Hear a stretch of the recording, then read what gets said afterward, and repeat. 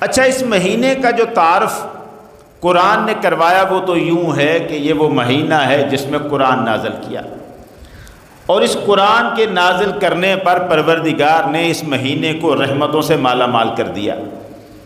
حضور صلی اللہ علیہ وآلہ وسلم نے اس کے بارے میں ایک ارشاد فرمایا۔ رمضان المبارک کے مہینے کے بارے میں حضور نے فرمایا، ہو شہر اولہ رحمت و اوسطہ مغفرۃ و آخرہ عتق من النار۔ فرمایا یہ وہ مہینہ ہے جس کے شروع میں رحمت ہے، درمیان میں بخشش ہے، اور اخیر میں دوزخ سے آزادی۔ اگر آپ اس فرمان پر غور فرمائیں تو رمضان کے 3 حصے کر دیے سرکار دو عالم نے۔ یہ وہ حدیث ہے جو آپ نے کئی مرتبہ سنی ہے۔ 3 حصے کر دیے، پہلے حصے میں رحمت، دوسرے میں بخشش جو درمیان والا ہے، آخری حصے کی ہم بات نہیں ابھی کر رہے، وہ دوزخ سے آزادی کا مہینہ کا عشرہ ہے، حصہ ہے، اس کو ہم چھوڑ رہے ہیں۔ ہم پہلے 2 حصوں پہ بات کر رہے ہیں۔ پہلا حصہ رحمت پر مشتمل، اور دوسرا اس کے بعد والا حصہ وہ ہے بخشش کا۔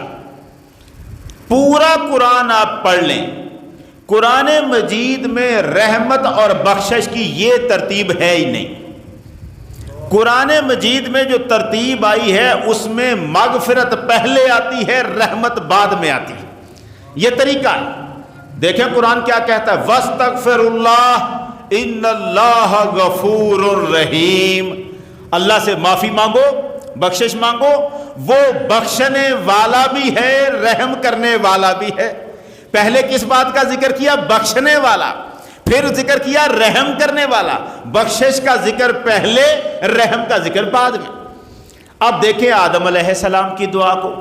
حضرت آدم علیہ السلام جو دعا کر رہے ہیں اللہ سے، وہ کیا ہے؟ ربنا ظلمنا انفسنا وَإِن لَمْ تَغْفِرْ لَنَا وَتَرْحَمْنَا لَنَكُونَنَّ مِنَ الْخَاسِرِينَ۔ پروردگار ہم نے اپنا نقصان کر لیا ہے، اب اگر تو نے ہمیں معاف نہ کیا اور ہم پر رحم نہ کیا تو ہم خسارے والوں میں سے ہو جائیں گے۔ کیا کیا 2 چیزیں مانگی؟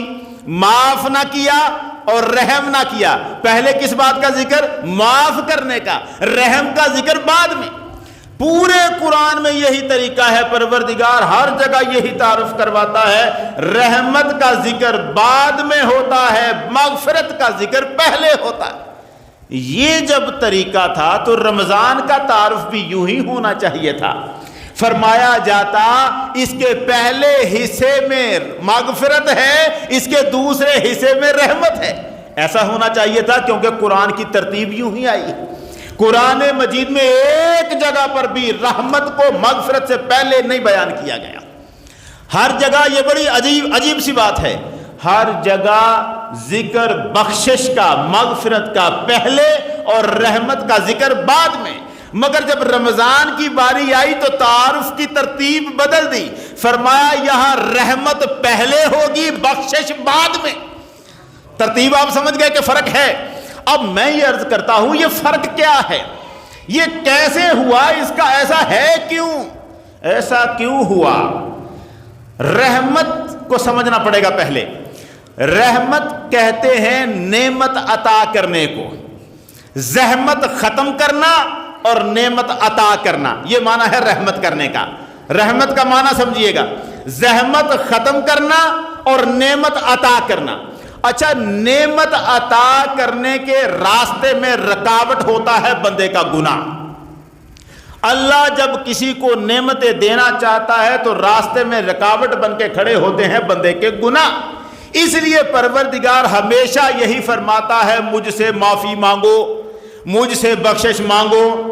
استغفروا ربکم انہ کان غفارا یرسل السماء علیکم مدرارا وَيُمْدِدْكُمْ بِأَمْوَالٍ وَبَنِينَ وَيَجْعَلْ لَكُمْ جَنَّاتٍ وَيَجْعَلْ لَكُمْ أَنْهَارًا۔ سورہ نوح میں پروردگار عالم نے فرمایا، کیا فرمایا؟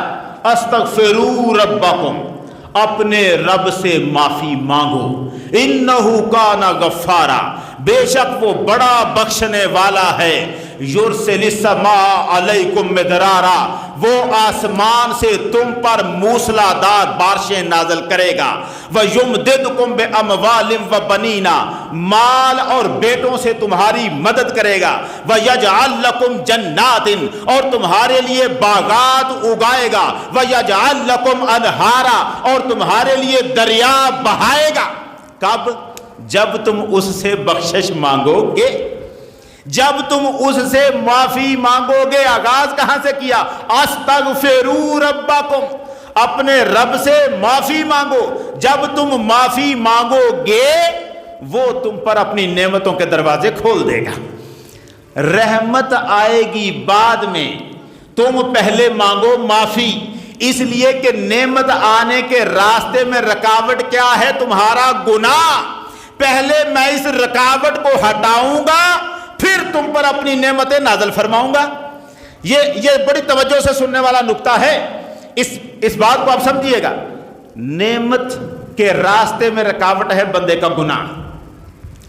اللہ فرماتا ہے مجھ سے بخشش مانگ تاکہ میں یہ رکاوٹ ہٹا دوں اور پھر تم پر اپنی نعمتیں نازل فرماؤں۔ تو نعمت کو جو چیز روک رہی تھی وہ تھا گناہ، رحمت کو جو چیز روک رہی تھی وہ تھا گناہ۔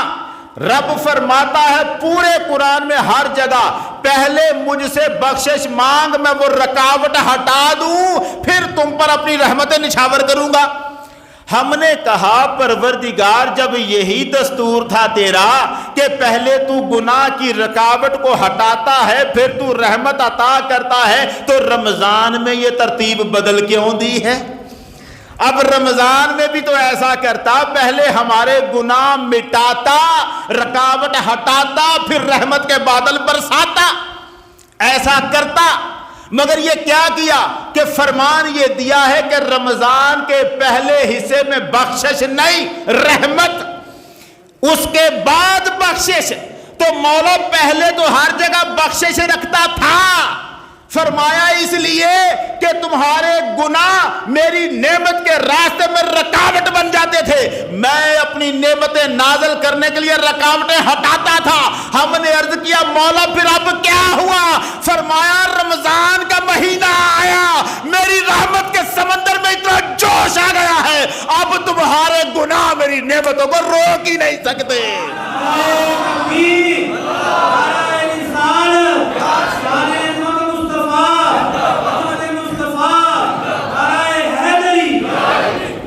اب تمہارے گناہ میری رحمت کے راستے میں رکاوٹ بن نہیں سکتے، اس لیے کہ اب رحمت کا سمندر اتنے جوش میں ہے، تمہارے گناہوں کی بخششیں بعد میں دیکھوں گا، پہلے نعمتیں اپنی نازل کر دوں گا۔ رحمتوں کی عطائیں پہلے ہوں گی، نعمتوں کا نزول پہلے ہوگا، تمہارے گناہوں کی بخششوں کا معاملہ بعد میں ہوگا۔ یہ بتانے کے لیے کہ اب اس مہینے میں تمہارے گناہ بھی میری رحمت کو آنے سے روک نہیں سکتے۔